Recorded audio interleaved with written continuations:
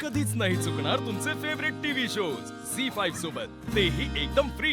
हो किंवा नाही, जे पण उत्तर देईल ना ते मला मान्य असतं.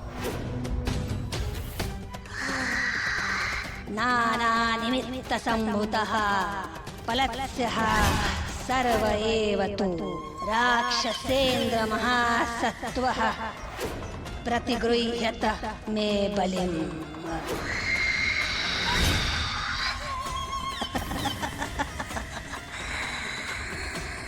मंजिरी, मी शोधत होते ती हीच पवित्र कवडी आहे. आपण जे उद्दिष्ट पूर्णत्वाला नेऊ इच्छितो त्यात ही कवडी अडथळा निर्माण करणार आहे.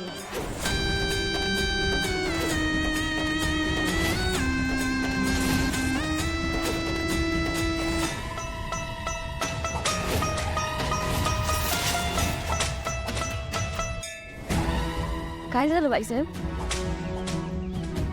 काही नाही. ही कवडी कोणाची? तुझ्याकडे कुठून आली?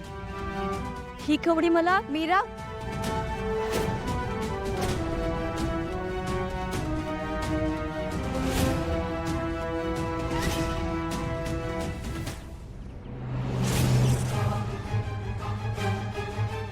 मीरा, तुझ्या घरचा प्रॉब्लेम सॉल्व्ह झाला ना?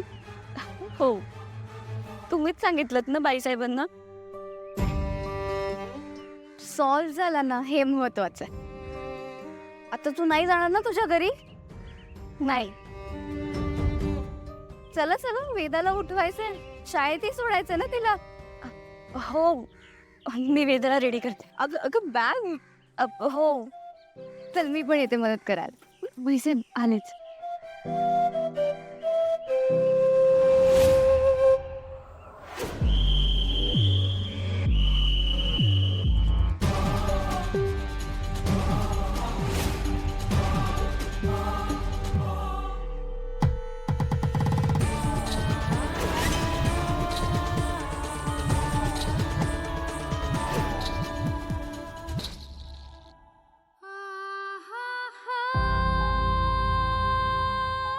जहांबिकावर मी माझ्या जीवापेक्षाही जास्त प्रेम केलं.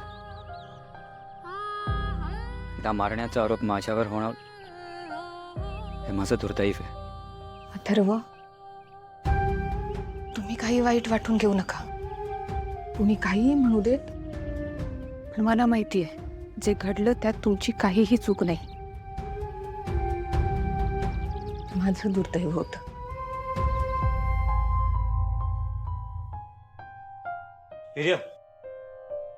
इथे या.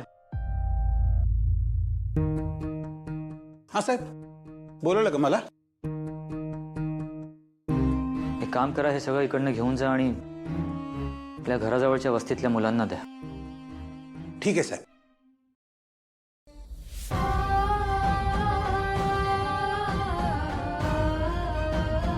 तो टेडी राहू दे. ठीक आहे साहेब. मीरा, तू माझ्या अथर्वला दुखवायला नको होतं. मला उत्तर हवं याच.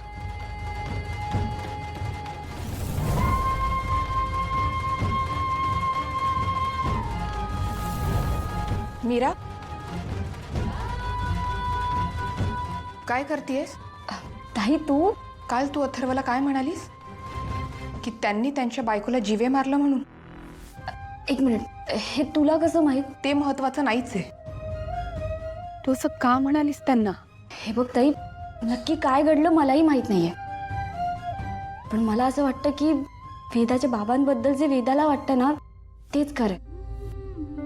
हे बघ, मला वेदाला रेडी करायचंय, तू बस, हवं तर मी येतेच. हा मीरा, ऐक ना अगं, महत्वाचं बोलायचंय. मीरा, मीरा अगं, कसं सांगू तुला म्हणजे पटेल. अथर्वने नाही मारलं का मला? निर्दोष आहेत ते. खरी गुन्हेगार ना ती माया आहे. हिला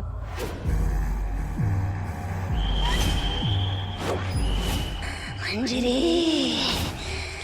मी शोध घेत होते ती हीच पवित्र कवडी आहे. मंजिरी, ती कवडी तुला मिळवावीच लागेल. ती कवडी मिळव, ती कवडी मिळव, मिळव ती कवडी, मिळव ती कवडी, ती कवडी मिळव, ती कवडी मिळव, मिळव ती कवडी, मिळव ती कवडी, ती कवडी मिळव, ती कवडी मिळव, मिळव ती कवडी, मिळव ती कवडी, ती कवडी मिळव, ती कवडी मिळव, मिळव ती कवडी, मिळव ती कवडी, मिळव ती कवडी. आई काय काय आहे तुला? नाही डोकं दुखतंय का? थोडंसं जड झालंय. चल आपण डॉक्टरांकडे जाऊयात. नाही मी ठीक आहे अथर्व, मी गोळी घेतली. तू सांग, तुला काही बोलायचं होतं का? आई फक्त एवढंच की आपण जर्मनीत नवीन फॅक्टरी टाकतो, तर 6 महिन्यांसाठी मला जर्मनीला जावं लागेल सगळं सेटअप करायला.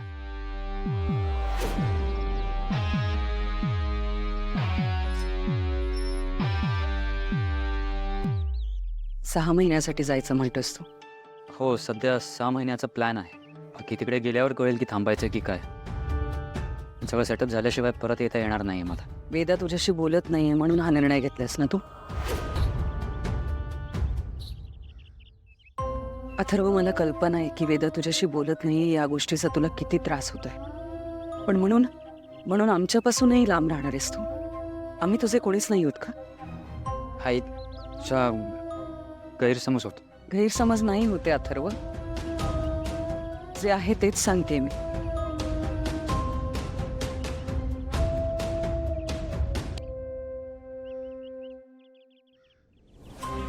मला माहितीये मी तुला जन्म दिलेला नाहीये, पण जन्मदात्या आईपेक्षा कमी प्रेमही केलेलं नाही मी तुझ्यावर.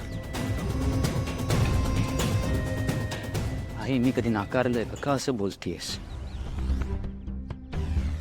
पण वागतोयस तसाच ना अथर्व. आजपर्यंत तू मला विचारल्याशिवाय एकही निर्णय घेतलेला नाहीयेस आणि आज अचानक येऊन सांगतोयस की मी 6 महिने जर्मनीला चाललो.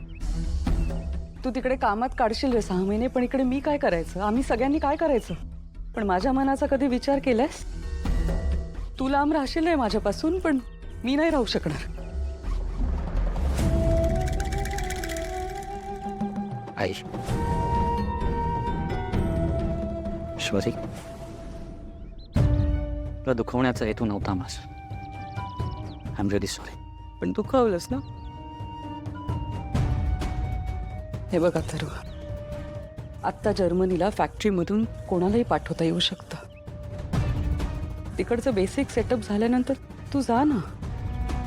बघ, माझ्यासाठी नाही पण वेदासाठी तरी थांब. माझा विश्वास आहे अथर्व, ती लवकरच बोलेल तुझ्याशी.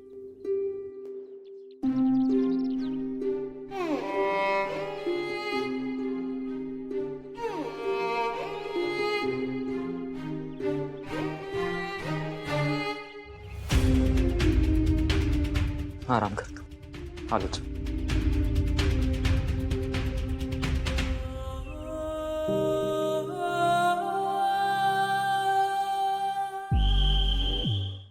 झी 5 ॲप डाउनलोड करा आणि पहा सर्व एपिसोड्स एकदम फ्री.